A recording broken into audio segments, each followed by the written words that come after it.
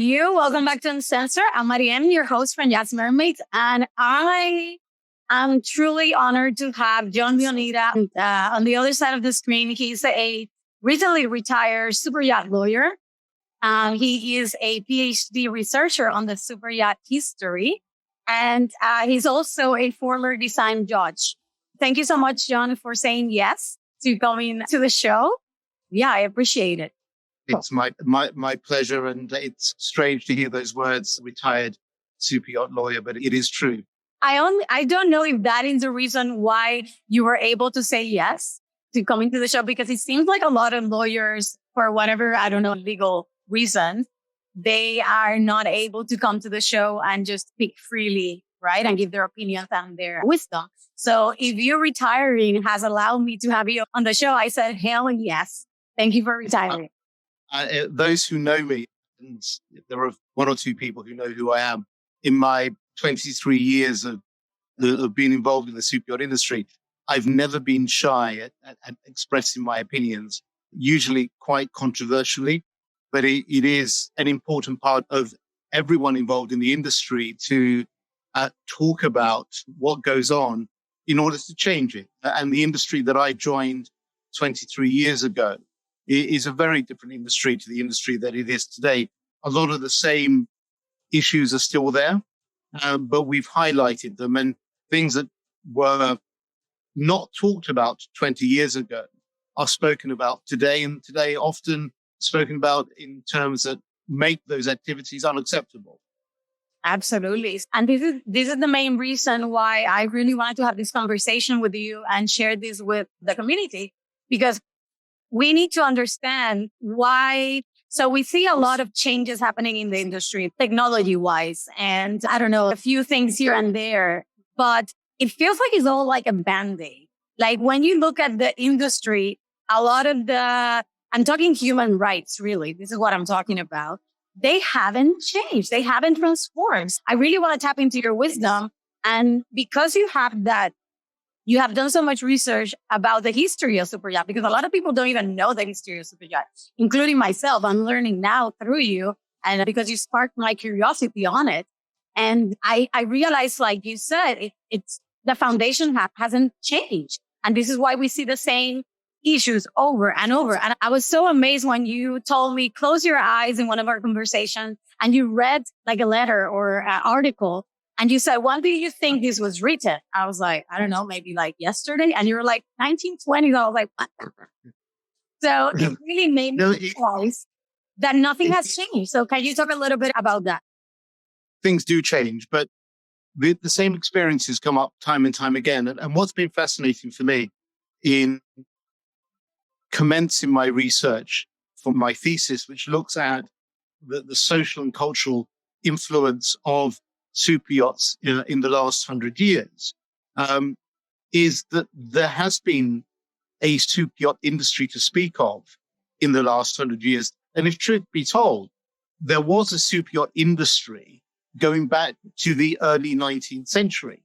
In fact, in 1852, Cornelius Vanderbilt built an 85-meter steam yacht in New York and set sail from Sandy Hook and went to the Levant and returned. And it was a yacht that all of us would recognize in terms of its luxury, its appointment. In fact, one of the newspapers at the time wrote that when the yacht would arrive in Europe, the aristocrats and the kings of Europe would recognize that there was essentially a new king in town, Cornelius Vanderbilt. It was such a statement. We look at that in 1852, an 85-meter yacht in 1852, and we look at some of the 85-meter yachts of today, and essentially they try and do the same thing. So this is 150 years later, if not 170 years later. What is new? In essence, things are new, but essentially nothing is new. And what's been interesting for me for example, there's a book I have on my desk here, which I found fascinating. I don't know if you can see that. Yeah. It's called 60 Years of Yachts, and it's written by Herbert Julian. Now, Herbert Julian was a yacht broker who started working as a yacht broker in 1890, just behind Piccadilly Circus in London. And he tells these stories of yacht brokerage and the activities on board the yacht, which if you change the title of the book and it was written by one of the modern yacht brokers and you set it today, you would not question the detail of the book. He tells stories of brokers complaining to other brokers that they have stolen each other's clients. He tells stories about these sort of bad behavior on board yachts by crew and by guests and owners, which are issues which are still happening today. So what's been fascinating in my early research is just, as you say, how often history repeats itself. As someone once said, that when history repeats itself once, it's fast. When it repeats itself twice, it's a tragedy. In our case, it's probably repeated itself 6, 7, or 8 times. So I don't know what kind of tragedy that would be. I mean, we're living in it. And I'm hoping that tragedy is really bringing on enough awareness to create the transformation that's being called for.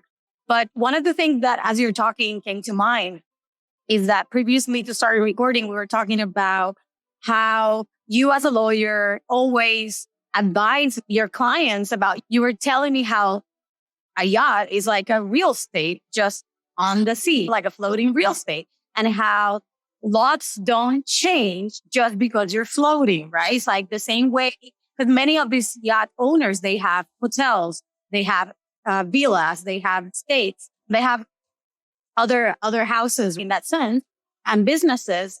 And it's really interesting how you said to them, the same way you would treat your employees in your hotel, that is the same way you should treat your crew. It doesn't change yet. Absolutely. And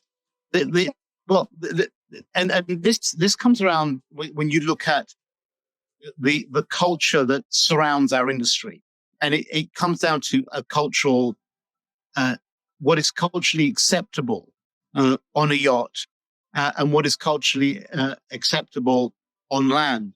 Now, over my career, I met many owners who are, as you say, have significant businesses ashore, and they are good employers. They will comply with the laws. They will pay their people appropriately.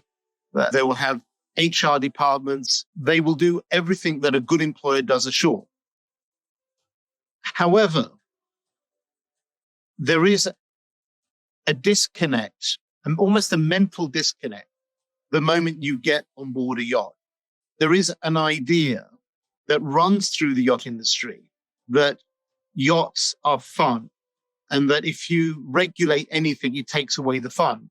I remember sitting in a conference hall several years ago when we were talking about the introduction of MLC, and it hadn't been yet introduced, but it was about to be introduced. And fairly senior figures within the industry stood up and said, MLC should not apply to yachts are fun. Why should crew have all these employment rights? This is my holiday home. And these were very senior figures within the super yacht industry. And in fact, in my career, every major I interrupt you. Sorry, go ahead. People like owners, managers, brokers, builders. All of the above. Okay. All of the above. And flag states as well.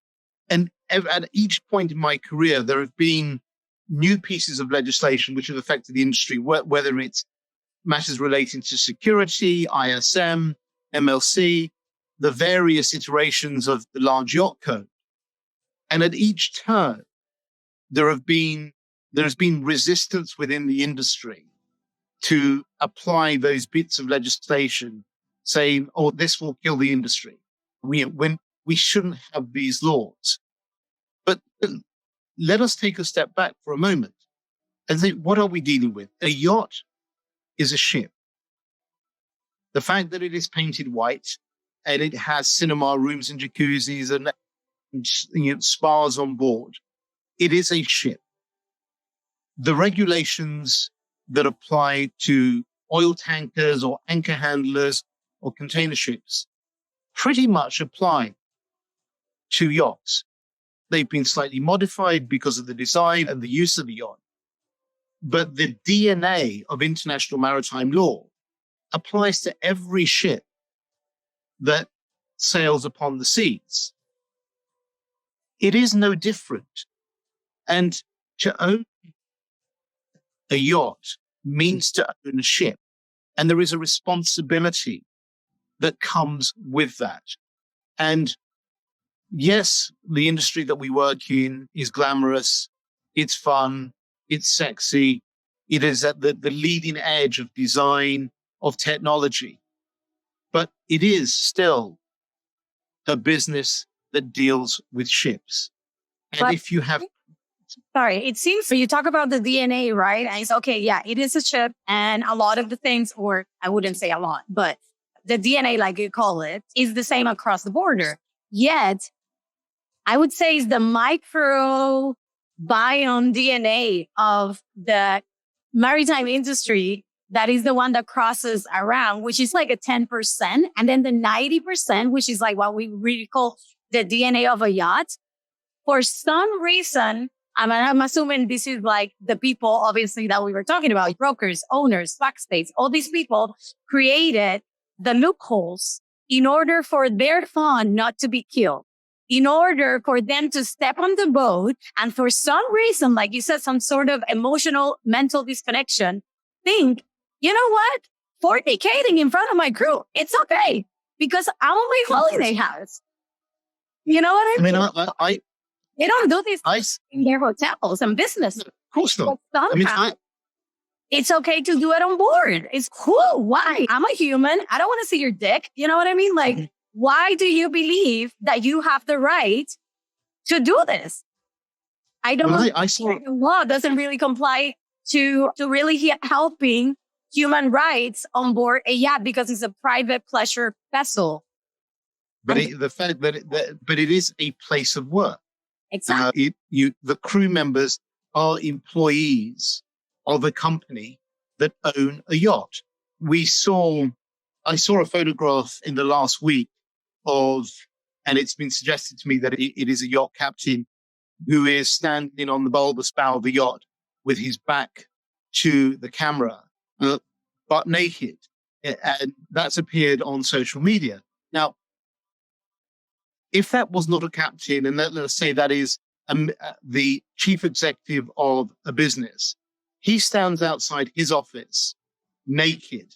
How long would he still be chief executive of that business? Exactly. He wouldn't last 5 minutes. Yet we think that kind of behavior is acceptable in the industry. And what do you think that is? Because there is a culture that comes from those who have developed the industry. It is an industry that is very Anglo-Saxon, that is dominated by the Brits, and there is very much a culture that comes from the private clubs, a culture that comes from a naval tradition, which has been frozen in aspic. A lot of the behaviors and attitudes that exist on board yachts no longer exist ashore. And it used to exist within the commercial fleet as well. And it no longer exists in the commercial fleet. In a sense, the yachts are the last bastion of that kind of behavior where the captain is the master of all he surveys. Now, in the commercial fleet, the captains have been reduced to just driving the ships from A to B. All real management, all real control, all real decision making has come ashore to the ship management divisions of commercial shipping organization, which prevents that kind of behavior happening. Now, it doesn't mean within the commercial world that crew are not mistreated, which is why there is some move to have some kind of declaration of human rights for at sea to cover those crew, because we've seen during the COVID period, crew being abandoned in ports far from the home and not being flown back to their homes. We've seen situations where crew have been abandoned on board ships without proper medical provision, without proper food. We've seen situations where crew are within the commercial fleet mistreated on board, and no one seems to be answerable for that mistreatment. In a sense, yes, on the very best ships, people behave very well. But there are smaller ships on flags of convenience where crews can get mistreated, and they shouldn't be. And there are instances on yachts, and it's not all yachts. Let's not over-egg it. But even to the extent that it does exist on yachts, it shouldn't exist on yachts.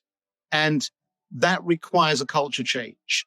And it requires a culture change where people accept that yachts are not the private preserve of the captain and the senior officers of the yacht, that they are professional individuals who have a responsibility to represent the owning company and have a responsibility to treat all their crew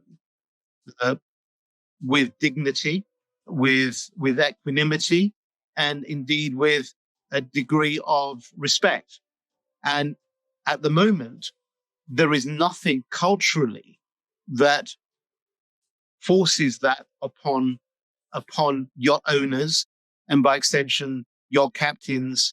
So we rely on individual yacht captains who have a sense of fair play to do the right thing. And the vast majority do.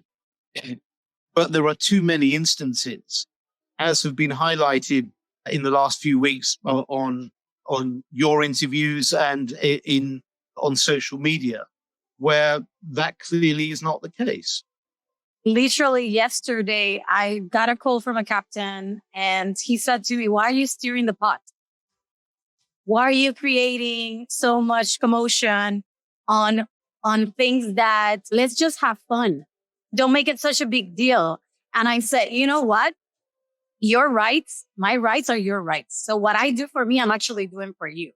And secondly, yes, you were a really cool captain because you let me do whatever the fuck I wanted on board. And to be honest, that is wrong, because on the vessel that I was with him, we weren't even fed basic stuff that we are meant to have as part of the situation that we're in, weren't even being met because, why bother? Let's just keep having fun. They're not bothering us. We can do this. We can do that. But that comes with a cost. And I think, there's a lot of people out there that are going to look at this and they're going to be like, holy shit, why? Like, this is working out. I said, actually, it's not, because everything is okay until something happens to you. And when something happens to you, that's when you start thinking, wow, why didn't I look at this? Why aren't these regulations implemented? You know? And I feel that one of the things that you have said to me is that, are we on a crossroad? Are we on that threshold of really shifting finally? Because like you said, the yachting industry is almost like the last man standing, you know, and they're holding on tight to this. They're holding on tight. There's a lot of resistance. Well, I think the conversation I've been having with a lot of people in the last 6 months during the lockdown, and there's been a lot of reflection, if you will. And in a sense, this is what precipitated my thoughts on the thesis. In 2008, when we had the economic crisis, and I can't believe it is 12 years since that happened, and we still talk about it in the way that people still talk about 1929 and the Great Depression.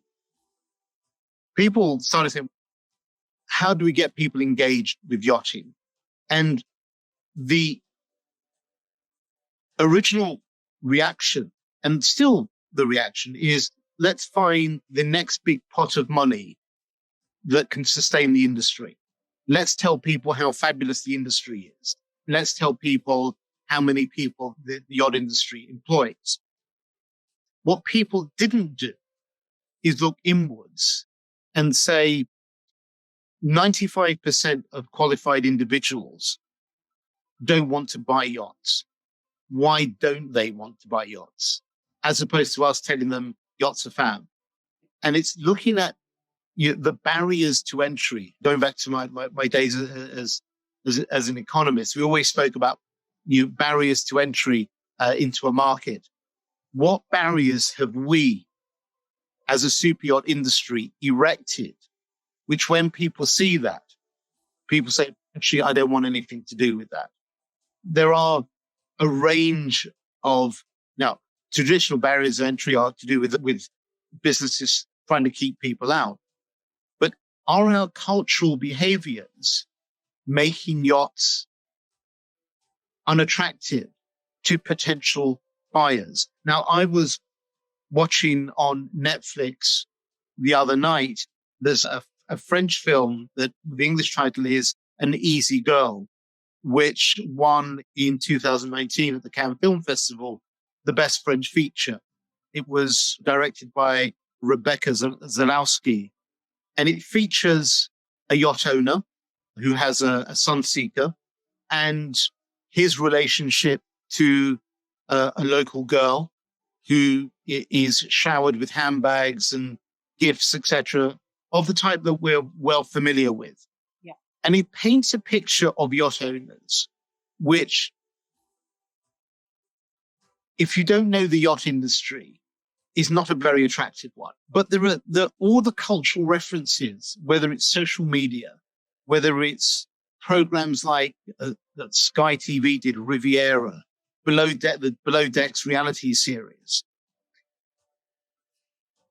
All of those cultural references to yachts, which potential yacht owners will see, doesn't draw people into the industry. And the reason that those programs, those films can be made, because they draw on reality. They're not fictional. Everything that I saw in that film, I've heard about, I've seen. Everything that you see in that TV series Riviera, I've seen. When I started my research, I was reading about a yacht previously owned by the Duke of Westminster in the 1930s. And the Duke of Westminster sold it to a man in his 60s who left his wife and took up with a young girl in her mid-20s. And the newspapers in the 1930s were writing about the kind of bad behavior that this young girl and her friends were getting up to on the yacht that was previously owned by the Duke of Westminster. So culturally, those things have always been there. The difference being, in 2020, the media channels are so loud, are so prevalent, are so 24/7, so 365, that the tiniest mistake is amplified larger than you could ever imagine. When you had the Panama Papers published a few years ago, then subsequently you had the scandal with one MBD, if I remember, with the arrest of the yacht Equanimity. You had, for example, Oxfam, when they had their Twitter feed and they were talking about the Panama Papers, they would print or publish photographs of yachts associating money laundering, tax evasion with the ownership of yachts. When you had the huge scandal of the defrauding of the Malaysian sovereign fund, all sorts of money was spent in all sorts of places. But the tangible thing that the newspapers focused on was the yacht Equanimity. That kind of cultural message, that cultural signature of illegal activity, bad behavior, is writ very strongly in the psychology of the general public, such that When I meet people and they say, "What do you do?" I'm involved in yachts from outside our industry. All those tropes, all those stereotypes about yachting come out immediately. And it doesn't matter whether I'm meeting someone who is a bank clerk or a restaurateur or a billionaire. If you have no other connection with the super yacht world, that is your view of the super yacht world. And unless we change culturally, people won't want to engage with us. And that's, I think, the sad reality. So how, and I understand everything you're saying, but that stereotype somehow, it just really seems to be the one that's heightened. Like, it's not that it's just like a stereotype that is minimal. And then so all of a sudden social media is just heightening it. It's like heighten something that's already heightened within the industry, right? I'm not saying something else doesn't exist. I'm just saying that the reality of things is that type of stereotype. It is the one that is more prevalent in our industry, sadly. But I think it is we're moving away from it, especially with younger owners coming with a different mindset, really wanting to explore the world and not just sitting in Saint-Tropez, look at me kind of thing. Just having people with money that wants to invest in the industry with a different mindset. Obviously, that's going to be the part of the key of moving away from this stereotype that we're basically drowning in. Let's have not a history lesson per se, but the current iteration of the super yacht industry started roughly in the mid-1990s. As I said, the super yacht industry has been around for many years. But the current iteration of the super yacht industry, and there was this perfect storm of the internet boom, of the dot-com millionaires, the hedge fund money, the collapse of the USSR, and the influx of money from the former Soviet Union that propelled the growth of the super yacht industry. Now, it grew at such a rate and at such speed that all the normal checks and balances that an industry that would build into itself as it matured just didn't happen. So when you look at the history of the car industry or the aviation industry in its early years, it suffered from the same kind of bad behaviors that we speak about. But this current iteration of the industry grew so fast that people were so focused on making money, and they made a lot of money. The number of deals that certainly I was involved in those early years, and people were buying yachts, flipping them, commissioning many yachts and selling them before they were delivered and making huge amounts of money, whether it's in the sale of the yacht or the commissions that were earned, the salaries that were paid. It was like the Wild West. It was a party that we thought would never end. But no one ever stopped to say, are we doing it the right way? And why would they? Because it was one big champagne party. I mean, it was diamonds, it was champagne, it was cigars, it was everything to excess. And no one stopped to think, is this the right way forward? Now, I think the conversation that we're having is helping people reassess. I'm aware, and I can't talk about it publicly, that a number of senior players in the industry are actively re-examining how they portray themselves, re-examining issues of diversity, re-examining issues of behavior on board, in order to they recognize, I think, that an industry that does not engage with what's going on with society generally is an industry that will eventually not die completely, but it will shrink such that it's a shadow of our current self. No, I totally agree. So moving forward, because I keep hearing a lot from you where other industries, the aviation, even the more commercial side of ships, they have all been where we are in a sense, especially when it comes down to human rights and behaviors and all this stuff. And somehow, maybe not completely, but they have definitely starting to move away from that and towards something more sustainable, right? Because right now, this is not the way we're doing it. It's just not sustainable. It's like No, it's an excess, right? And if you push, it will fall, right? I totally agree. And it feels like we're like going down into that downhill almost. How can we move forward from this from different perspectives? From me being a crew member and you as a lawyer, people from builders, management, brokers, owners. There's a lot of characters involved in the evolution of this, right?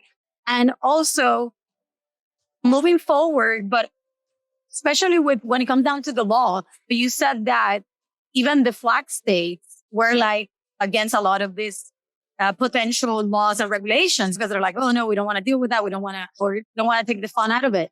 But the biggest thing, and correct me if I'm wrong, what I see is that in the yachting industry, there's nobody holding accountable nobody's being held accountable, whether it's by a flag state, whether it's by a port, whether it's by the captain, management, brokers, like whoever.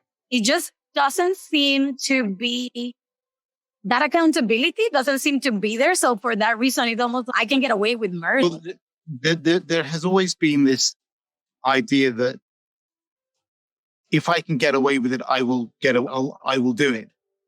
And I've always said to people, just because you get away with it doesn't make it right. And sorry about that. In the early part of the century, there was a lot of super yacht tax evasion. Some of it deliberate, some of it ill-advised, some of it by accident. And people were doing things which were frankly illegal, but they got away with it. And they got away with it because super yachts were not on the radar of the customs authorities. But the moment the super yachts came on the radar, tax became a big issue.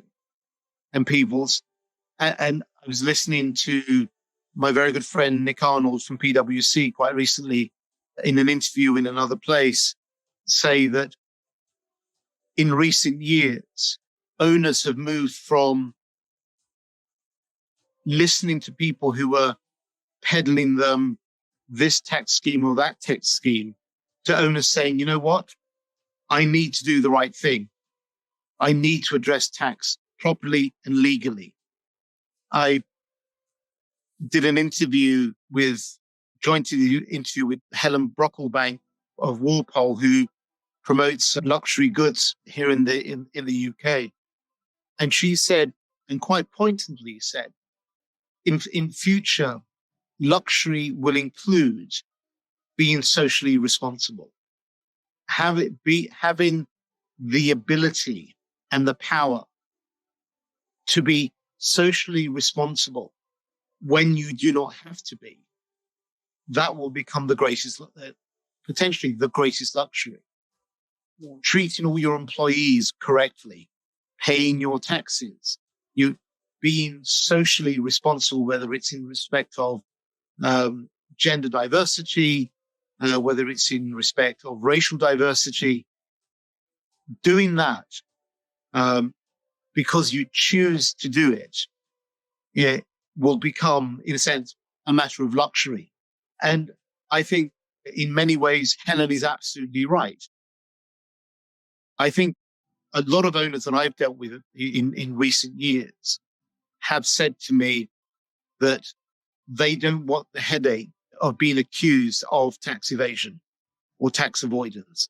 I have the money to pay my tax. I will pay my tax. Similarly, I've had situations where owners have dismissed crew on board who have behaved badly because of the administrative nightmare that it causes to have someone behave badly and having to deal with the fallout. I think going forward, if we ourselves, yacht brokers, yacht managers, yacht builders, come from a position of saying, ethically, this is how we should behave, and we will not tolerate poor behavior, we will move to an industry which is culturally acceptable to broader society. Because for example, when people see a grand stately home or a Ferrari, people do not, as a knee-jerk reaction, think, what a waste of money. That's an excessive spend of cash. They admire the beauty of the Ferrari, the engineering. They admire the artistry, the artisans that went to build the grand stately home. There is a reverence which we do not have in the super yacht world. Super yachts should be the floating stately homes of the sea. Sadly, at the moment, we don't have that reverence towards them, but we can get there. Absolutely. I think the fact that we're having this conversation is definitely what do you call it? Oh my God, what's the word in English that I'm looking for? It's not what I'm trying to say, but like a statement that this is happening, it's a validation that this is where we're moving towards to. Yeah, I think there's a lot, obviously, to this conversation. We can go on forever. I do have one more question before we wrap it up. Because maritime law is so gray and a little bit wishy-washy on my perspective and so hard to understand. And the more you look into it, the more confused you become because there's so many loopholes in it. And you're like, what?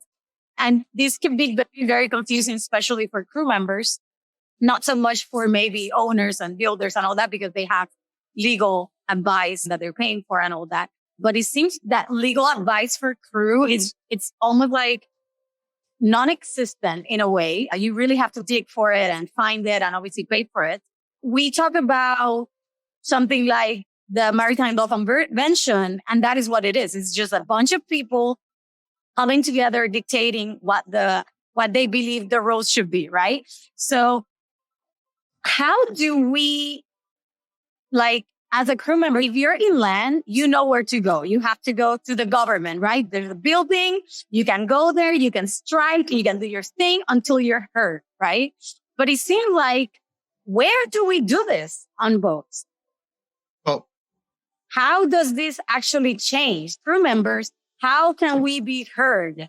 How can our voices actually be heard? I'm going to say something which will be an anathema to everyone in the industry. There are trade unions. There are maritime trade unions that have tried to organize. They are very well organized in the commercial fleet, almost not existent within the super yacht fleet. And there are trade unions that you will take your union fee and you will provide the kind of advice that you need. If you have problems with your employer, unionizing crew is potentially one way forward. And you don't get me wrong, I'm not suggesting that they'll all be going on strike because that's the way unions are often portrayed. But unions are often a very good source of information and support if there is a problem with a particular owner or another person on board. The thing with most yacht crew, they all have their employment contract, and the employer may be technically a BVI company. And people think, I'll have to go to the BVI for my problem. Not necessarily true. For example, and I've seen this happen many times, if your yacht is almost permanently berthed in France, for example, if you have enough connection with France, if you have an apartment ashore, if your kids go to school in France, the French courts will seize jurisdiction if you have a problem with a yacht owner. And I've seen that happen many times. Even if the contract doesn't mention law and jurisdiction, the French courts, and I believe the UK courts, if the yacht is berthed in, they will look at where is the closest connection to the actual job, not where the yacht is registered or where the yacht managers are. But if you are in Nice Harbor for most of the year, I've seen it happen time and time again. Crew members have employed French lawyers, and the French lawyers have taken the yacht owners to court, and often have won cases, sometimes lost, but often. But the important thing is that the French courts have seized jurisdiction. So there are things that can be done. Don't feel that because you're a crew member on a Cayman Island flag vessel that you've got no rights. Your rights actually come from the place that you live, not from the flag of the yacht that you're sailing on. And if you spend most of your time in a particular nation, you may find that your rights actually derive from that nation. Interesting. Thanks for that. And that's what a lot of people call port states, by the way, guys. This is what he's referring to. And I think with that being said, it is your responsibility as a crew member or wherever you are sitting and standing in the industry, is your responsibility to educate yourself and to really understand what your rights are and not do it when you get into trouble and when something goes wrong. Do it now. Educate yourself. There's many resources out there. Remember, just because you're a crew member, you're a special breed of person, but sometimes crew members cause themselves problems, often by agreeing to be paid in cash, which often happens. And suddenly they're underneath the radar for the tax authorities. And suddenly they realize that if something happens to them and they start complaining, people are going to start looking at you. So what is this person? Where does he live? Has he paid tax? And suddenly, yes, something bad may have happened to them, but they go, actually, I'm going to let it slide because I'm going to get into more trouble myself by coming above the radar. And that sometimes happens. Yeah, absolutely. This whole evading taxes, man, I tell you, there's a lot of people into trouble. Thank you so much for your time. Is there something that you want to say before we wrap it up? What I do want to say to those people who think people like me, people like you are trying to kill the fun, I'd say this. What we're trying to do is to preserve and perpetuate and elongate the life of this fabulous industry that we all work in. There is a German historian called Jan Ruger who wrote a brilliant book on the naval arms race between Germany and Great Britain that happened at the end of the 19th century, early 20th century. He described yachts as being those seafaring thrones.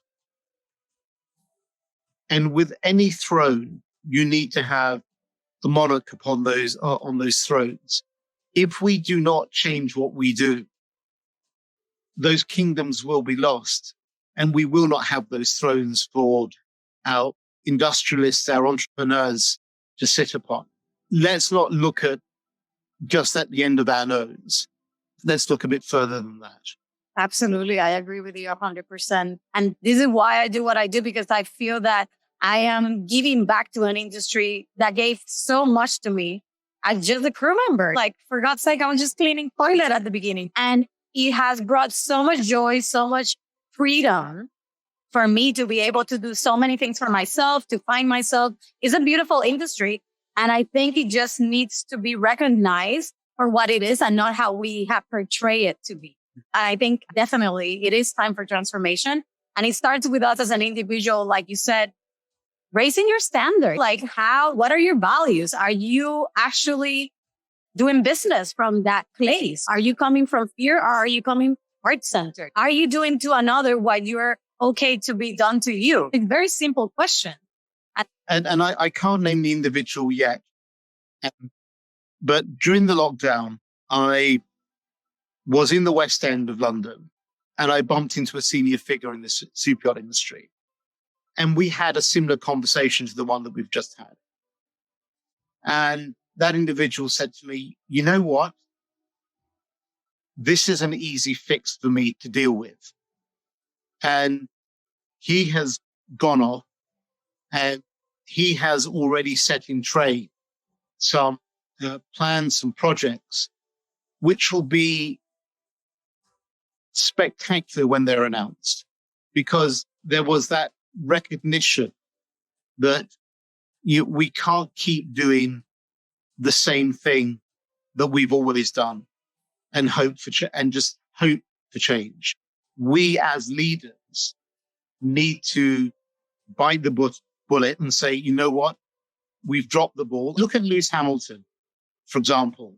The F1 game is replete with wealth and everything that you would think is wrong. But Lewis Hamilton, rather than keep his head down, has driven through the Black Lives Matters message.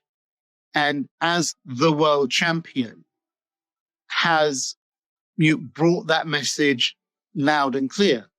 And I salute Lewis Hamilton for doing that, because it could have been very easy for him just to make a short statement and then carry on with his life. He not only did he get everyone to wear T-shirts, but his team this year, the car is painted black this year in honor of the Black Lives Matters movement, which is an incredible force, rather an incredible statement for Lewis Hamilton to make and to convince his team to do that. And I think there are leaders within our industry who genuinely believe that change is more than overdue. And I think we will see that change, but we've got to keep hammering home that message. Absolutely. And that's what this is about. Thank you so much for raising your voice, sharing your wisdom with us. I really enjoyed having you on the other side. And I know that there's going to be a lot of curiosity sparking right and left for many of us. And the big question here is, are you willing to do what many are not willing to do in order to create this transformation? The choice is yours. Just take action. So thank you again. And I hope that I see you on the show once again later on, because I feel like we have a lot to still discover and explore. And so thank you. And guys, if you have something to share, wisdom to pass on, email me. The email is down below. And just become part of the Uncensored and share your story. And by the way, John, I really hope you write a book if you haven't yet, because I would definitely love to read some of your wisdom and stories and just perspective. So I really hope that's on your to-do list. It is. It is there. Awesome. I'm looking forward to it. All right, guys, that's a wrap. And we'll see you next time.